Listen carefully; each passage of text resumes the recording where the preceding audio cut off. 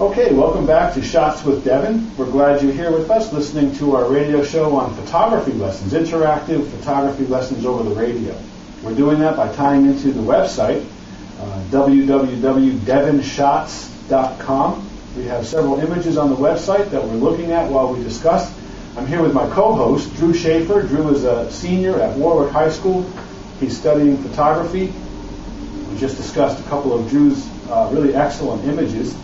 And now we're going to go to the meat of our show, the listener question.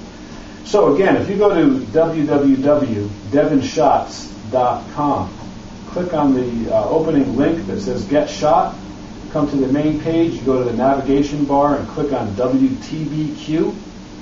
It'll bring you to a new page that says Today's Show that you click on, and you'll see a link for the listener question.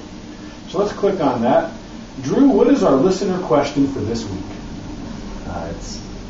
Hi, Devin. How can I take better pictures of my pet? Yes, this is a question from Ashley.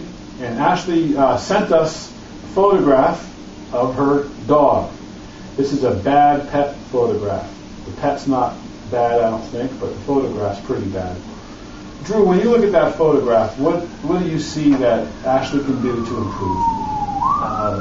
Definitely one thing would be to make sure that the dog is the subject of the picture. The sofa is kind of consuming half the photo, so move the dog a little more to the center, or just try to get other things out of the picture. Yes, composition. That's the main problem with this image, right? To describe composing in a camera, I would say this is probably the most common mistake that people make, right? Have you noticed that, Drew? Yeah, definitely. When we see pictures of people or pets, there's usually a whole lot of background and not a lot of the frame is taken up by the pet or the person. You know why that is? No, not really. Our eyes, we see almost 180 degrees. We have wide angle lenses in our eyes, but they're attached to our brain, which enables us to focus in on one thing.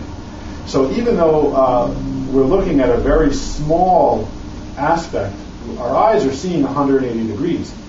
When we look through the viewfinder of the camera, oftentimes we forget that we're focusing with our eyes, but we're not using the camera to focus. So when she took this picture of her dog, her eye was looking at the dog, but she didn't realize that the camera was looking at the dog and the couch. Does that make sense to you? Yeah. So what we need to do is focus on, I call it cropping in the camera. Basically, when you look in your viewfinder, by the way, with my camera,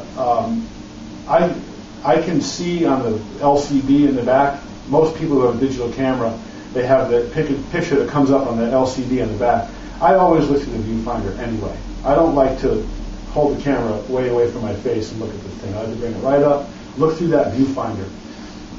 When you're looking through your viewfinder, get into the habit of looking at all four corners of the viewfinder.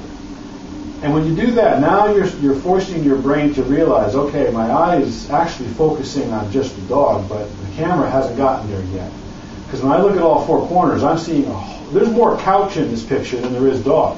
Really, the subject of this picture is a couch, right? Yeah.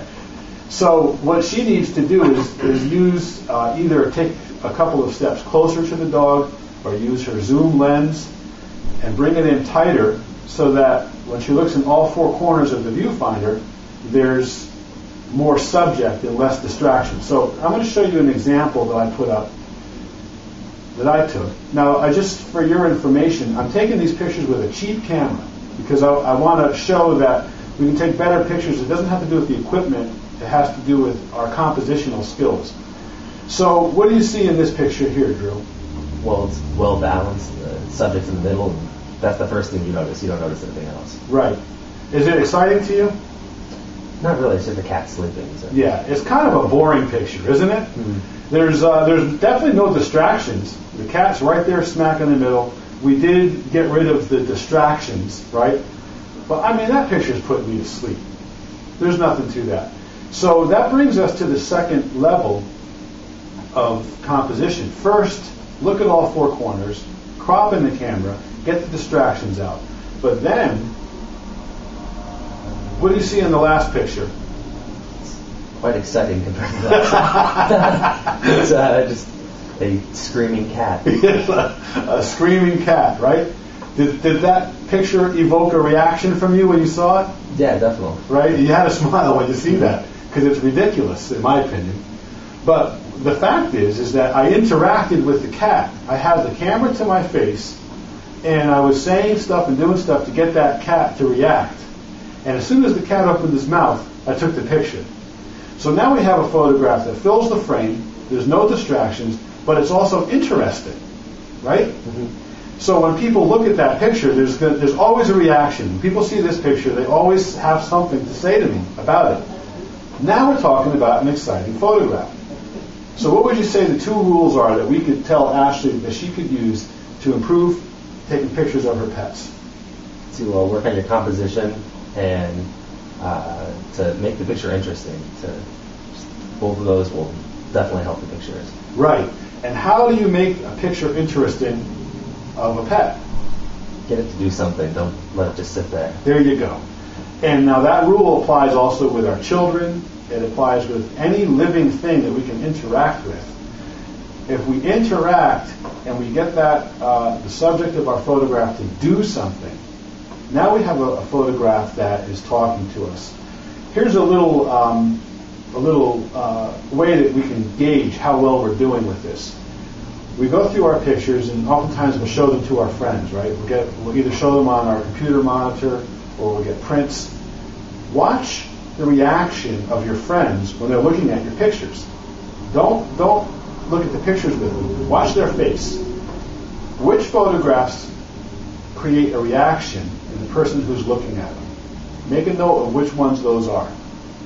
To see what it is about that picture that got the reaction, and duplicate that.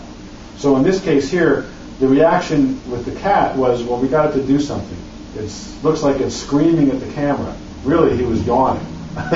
What I was doing was so boring, he was yawning. But it looks like he's screaming, and it got a reaction. With your own photographs, see what gets reactions from people, and duplicate that. So the 2 rules today on better pet photography: fill the frame. Remember, look at all 4 corners in the viewfinder. Remember that your eyes are huge wide-angle lenses. Look at all 4 corners and interact with your subject and get it to do something interesting. So that's our lesson for today.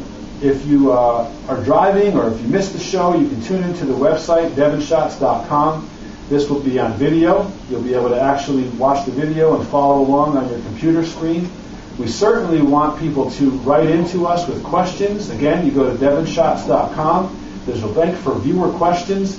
Gives you instructions on how you can submit your question and a photograph. High school kids, you are invited to be my host. Please contact me through the website.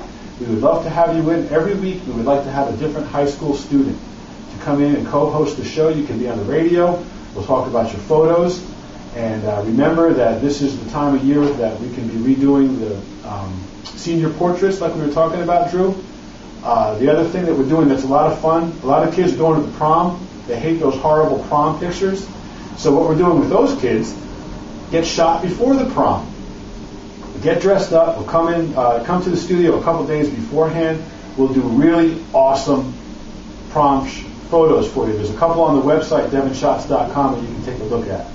So that wraps up our show for today. I hope that you all enjoyed it. Look forward to speaking with you next week. Drew, thanks so much for coming in and joining us. No problem.